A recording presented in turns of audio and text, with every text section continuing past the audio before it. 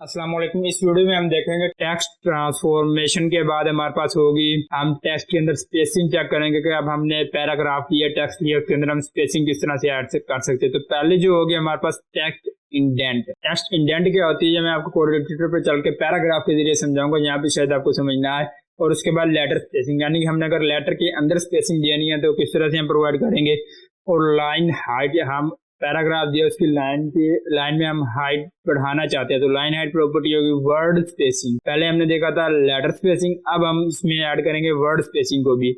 और उसके बाद वाइट स्पेस, ये किस तरह से वर्क करते हैं, चले कोड एडिटर पे चलते हैं, वहां पे डीपली समझते हैं। तो उसके बाद हमने क्या करना है, यहाँ पे स्पेसिंग की प्रॉपर्टीज जो है ना हमने वो अप्लाई करनी है। तो सिंपली उसे मैं क्या करता हूँ, इसी पैराग्राफ के अंदर ही अप्लाई कर देता हूँ। मैं ये जो है हमारे पास पी के अंदर, इसको पहले खत्म करें हम। डायरेक्शन जो हमने दी हुई है लेफ्ट टू राइट, इसको मैं सिंपली यहाँ पे कमेंट कर देता हूँ ताकि हमारे पास बाय डिफॉल्ट जैसी होती है वैसी ही हो। और इसे भी मैं यहाँ पे कमेंट कर देता हूँ। अब मैं यहाँ पे क्या करता हूँ, न्यू प्रॉपर्टी लेता हूँ। सबसे पहले हमारे पास आ जाता है टेक्स्ट इंडेंट।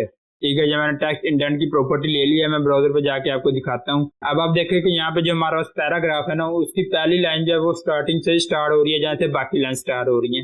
लेकिन आपने देखा होगा बुक्स में भी जो हमारे पास पैराग्राफ होता है उसकी पहली लाइन जो स्टार्ट हो रही है ना, उसके स्टार्टिंग में कुछ स्पेस ऐड होती है, लेकिन इसमें ऐड नहीं है। तो इसलिए हम पैराग्राफ की पहली लाइन के स्टार्टिंग में अगर स्पेस ऐड करना चाहते हैं ना, उसके लिए सिंपली हम प्रॉपर्टी यूज करेंगे टेक्स्ट इंडेंट नाम की। ठीक है, अब इधर टेक्स्ट इंडेंट हमने यूज कर लिया। अब मैं सिंपली इधर स्पेस प्रोवाइड कर दूंगा, मैं कह देता हूँ 30 पिक्सल कर दो। अब जैसे मैंने सेव किया, इसे रिफ्रेश किया, अब आप देख सकते हैं कि यहाँ पे 30 पिक्सल हमारे पास स्पेस ऐड हो चुकी है स्टार्टिंग में, लेकिन ये तो बहुत कम है। मैं सिंपली क्या करूंगा, यहाँ पे 30 की बजाय मैं कर देता हूँ 50 पिक्सल। इसे सेव कर लेते हैं। अब आप देखिए 50 पिक्सल, मतलब आप अपनी रिक्वायरमेंट के हिसाब से इसको स्पेस प्रोवाइड कर सकते हैं। ये भी एक किस्म की कमी है स्टार्टिंग में, तो यहाँ पे हम 100 कर देते हैं, बस इतनी इनफ होगी हमारे लिए। ये देखा, बस इतनी इनफ है। इस तरह से आप लोग स्टार्टिंग में स्पेस भी ऐड कर सकते हैं। और ऐड करने के लिए आपने सिंपली प्रॉपर्टी यूज करनी है टेक्स्ट इंडेंट नाम की। और उसके बाद में हमने देखा था कि लेटर में स्पेसिंग हमने देनी है, तो हम लेटर स्पेसिंग नाम से जो है हमारा प्रॉपर्टी, हम उसे ले लेंगे। अब आप देख सकते हैं कि यहाँ पे ब्राउजर के अंदर ये जो लेटर्स है ना, इनके दरमियान स्पेसिंग तकरीबन ना होने के बराबर है। तो हम हर एक लेटर के अंदर स्पेस ऐड करने के लिए सिंपली लेटर स्पेसिंग नाम की प्रॉपर्टी लेंगे। और इसके अंदर हम प्रॉपर्टी जो वैल्यू अप्लाई करेंगे 2 पिक्सल कर देते हैं। 2 पिक्सल अभी तक कोई डिफरेंस नहीं हुआ, ये बाय डिफॉल्ट है। तो यहाँ पे हम 5 पिक्सल करें। अब आप देख सकते हैं कि हमारे पास ये ज्यादा हो गया, 4 पिक्सल कर देते हैं। चले, अब आप देख सकते हैं कि हमारे पास ये लाइन, मतलब कि उसके अंदर लेटर के अंदर स्पेसिंग ऐड हो चुकी है। अब आप यहाँ पे गौर कीजिएगा कि ये जो लेटर के अंदर स्पेसिंग और वर्ड के अंदर स्पेसिंग है तकरीबन सेम है। ठीक है, तो अब हमें चाहिए कि हम वर्ड के अंदर भी स्पेसिंग ऐड करें ताकि हमारा पैराग्राफ जो है ना उसका ब्यूटीफुल लेआउट हो सके। तो हमने जैसे लेटर स्पेसिंग यूज किया था, हम इसी तरह वर्ड स्पेसिंग नाम का एट्रीब्यूट प्रॉपर्टी यूज करेंगे, उसके अंदर प्रोवाइड कर देंगे। हमने लेटर के अंदर कितनी प्रोवाइड की थी, 4, तो इसके अंदर हम ऐसा करते हैं 8 प्रोवाइड कर देते हैं ताकि डिफरेंस वाजिया रह सके लेटर का और वर्ड का। हमने डबल प्रोवाइड कर दी, इसे सिंपली सेव किया। तो अब आप यहाँ पे देखोगे अब हमारे पास जो वर्ड है वो अलग अलग हमारे पास नजर आ रहा है। लेटर के अंदर स्पेसिंग जो है वो थोड़ी कम है और वर्ड के अंदर जो है स्पेसिंग वो जरा ज्यादा, तो इजीली रीडेबल हो रहा है। अब आप देखेंगे इसकी जो लाइन जो है ना, मतलब ऊपर वाली लाइन नीचे वाली तकरीबन साथ चिपकी हुई है। तब इनके सेंटर में अगर हम स्पेस देना चाहें तो उसके लिए सिंपली जो हम प्रॉपर्टी यूज करेंगे ना, वो हम यूज करेंगे लाइन हाइट नाम की। तो जैसे अब लाइन हाइट नाम की मैंने प्रॉपर्टी यूज की, इधर मैं इसको सिंपली प्रोवाइड कर देता हूँ 20 पिक्सल। अब आप देख रहे हैं कि इसकी लाइन में ना तकरीबन स्पेस आई है, यहाँ पे भी आपको नहीं नजर आ रही। चलिए मैं इसकी स्पेस को जरा बढ़ा देता हूँ, मैं यहाँ पे कर देता हूँ 60 पिक्सल। अब आपको इसका डिफरेंस वाजिया हो रहा होगा। देखिए अब मैंने लाइन की हाइट में ना स्पेस ऐड कर दिया 60 पिक्सल, तो कितनी ज्यादा स्पेस ऐड हो चुकी है। यानी कि कहने का मकसद यह कि आपको पता होगा किस तरह से कोई प्रॉपर्टी वर्क करती है। ये मैंने लाइन की हाइट में जो स्पेस है वो ऐड कर दी है। अब 40 पिक्सल अब तकरीबन ठीक है। तो इस तरह से आप लाइन हाइट में, यानी कि लाइन की हाइट में अगर स्पेस देना चाहते हैं तो आप लाइन हाइट प्रॉपर्टी को यूज कर सकते हैं। अब देखिए आप लाइन इंडेंट, यानी कि आप पैराग्राफ की पहली लाइन जो है उसके स्टार्टिंग में अगर कोई स्पेस देना चाहें टेक्स्ट इंडेक्स, अगर लेटर में देना चाहें तो लेटर स्पेसिंग, अगर आप वर्ड के दरमियान देना चाहें तो वर्ड स्पेसिंग, अगर आप लाइन के दरमियान देना चाहें तो लाइन हाइट की प्रॉपर्टी यूज करके स्पेसिंग प्रोवाइड कर सकते हैं। अब हमारे पास एक चीज आ जाती है वाइट स्पेस नाम की प्रॉपर्टी। ठीक है, अब व्हाइट स्पेस नाम की प्रॉपर्टी हमारे पास किस तरह से वर्क करती है मैं आपको दिखाता हूँ। अब देखिए यहाँ पे क्या हो रहा है कि जहाँ पे हमारी विड्थ खत्म हो रही है वहां से एक न्यू लाइन में कन्वर्ट हो रहा है ऑटोमेटिकली, ठीक है, हमारा जो टेक्स्ट है। लेकिन हम चाहते हैं कि ये एक ही लाइन में अगर हमारे पास तो पूरे का पूरा टेक्स्ट, तो उसके लिए सिंपली हम क्या करेंगे, व्हाइट स्पेस जैसे लिखेंगे और यहाँ भी हम लिखेंगे नो रैप। इसे सेव करते हैं। अब जैसे मैंने कहा व्हाइट स्पेस नो रैप, अब आप देख सकते हैं ये हमारे पास हॉरिजॉन्टली स्क्रॉल होने लगी, यानी कि सारी का सारा जो है ना हमारे पास एक ही लाइन में टेक्स्ट शिफ्ट हो चुका है, नेक्स्ट लाइन में हमारे पास शिफ्ट नहीं हो रहा। तो इस तरह हम मतलब अगर एक लाइन में टेक्स्ट सिंपली शो करवाना चाहें और स्क्रॉलिंग के जरिए हम उसको कह दें, क्योंकि समटाइम क्या होता है हमारे पास टेक्स्ट ज्यादा होता है लेकिन हमारी विंडो में जो रिक्वायर होती है साइज वो कम हो रहा होता है, तो हमने उसके नीचे कुछ और भी चीजें दिखानी होती हैं तो वो हमें साइज नहीं मिल रहा, तो इसलिए हम क्या करते हैं फिर लाइन वाइट स्पेस को यूज करते हैं और नो रैप यूज करते हुए हम इसे सारे टेक्स्ट को एक ही लाइन में शो करवा देते हैं। तो ये भी हमारे पास टेक्स्ट स्पेसिंग, यानी हम टेक्स्ट के अंदर स्पेसिंग कैसे ऐड कर सकते हैं। ये तो होगी थी ना, हम अब टेक्स्ट के अंदर स्पेसिंग कैसे ऐड कर सकते हैं। तो अब हम लास्ट में अपना चेक करेंगे कि हम टेक्स्ट के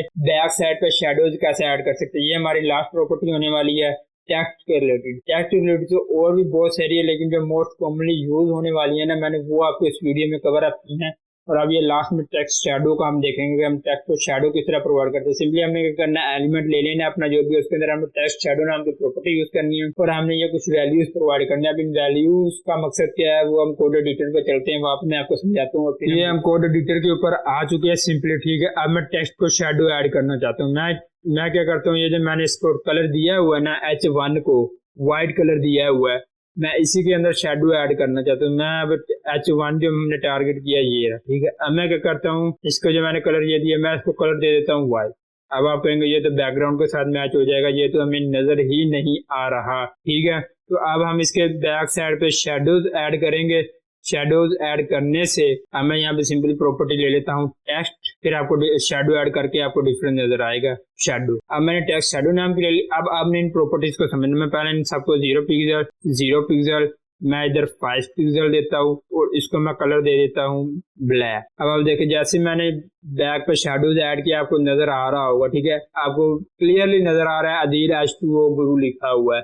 अब हमने शेडोज कैसे ऐड किए, ये प्रॉपर्टीज कैसे वर्क की, तो सिंपली जो हमने जो पहली 0 पिक्सल दिया है ना, इसका मतलब है कि बैकग्राउंड पे जो हमारे पास शेडो है, ठीक है, हमने बैकग्राउंड पे शेडो ऐड किया है वो हॉरिजॉन्टली मूव हो, यानी कि अब मैंने 0 दिया मतलब कि वो एक टेक्स्ट के चारों साइडों पे हमारे पास शो हो रहा है। मैं ब्राउजर पे जाके आपको दिखाता हूँ, इंस्पेक्ट करते हैं, इसको मैं जूम कर लेता हूँ जरा और इसे मैं ले लेता हूँ। अब आप देखिए H1 आ गया हमारे पास।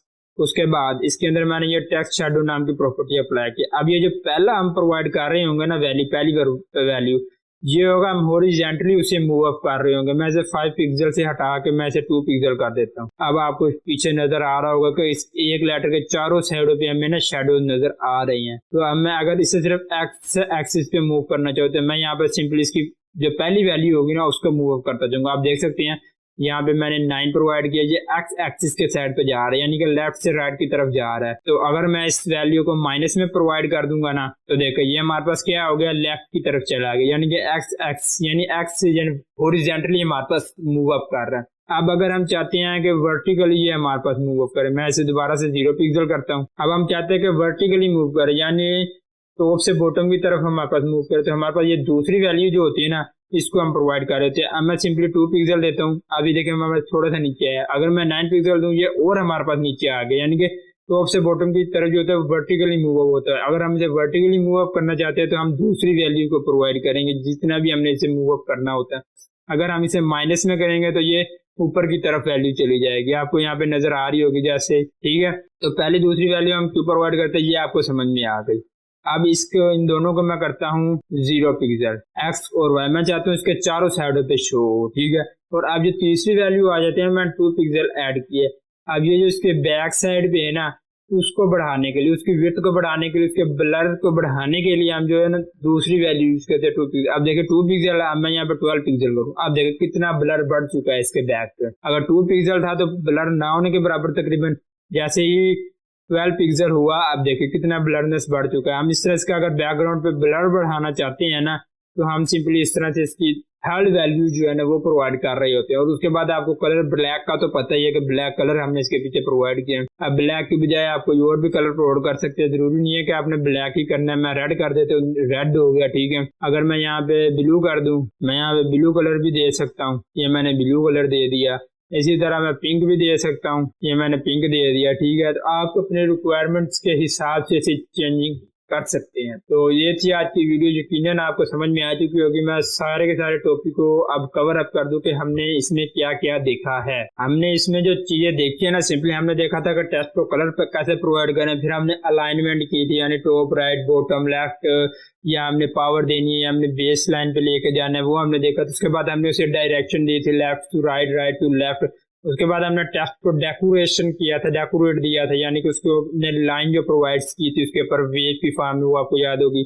और उसके बाद हमने टेक्स्ट ट्रांसफॉर्मेशन की प्रॉपर्टी अप्लाई की थी, यानी अपर केस, लोअर केस या कैपिटलाइज हमारे पास है। उसके बाद हमने टेक्स्ट में स्पेसिंग ऐड की थी, यानी लेटर स्पेसिंग, वर्ड स्पेसिंग या वर्ड स्पेसिंग हमने जो एड्स की थी इसके अंदर। और उसके बाद हमने टेक्स्ट शैडोज को देखा है इसके अंदर। तो टेक्स्ट की कंप्लीट मैंने इस वीडियो के अंदर ही आपको एक्सप्लेन कर दिया कि टेक्स्ट को हम किस तरह से डिजाइन कर रहे होते हैं, अलाइन वगैरह कर रहे होते हैं। तो उम्मीद करते हैं लंबी वीडियो सच्ची आपको समझ में आ चुकी होगी। अगर किसी जगह पे समझ नहीं आए तो आप कमेंट में जरूर बताइएगा। तो मिलते हैं नेक्स्ट वीडियो में नेक्स्ट टॉपिक के साथ, तब तक के लिए टेक केयर, अल्लाह हाफिज़।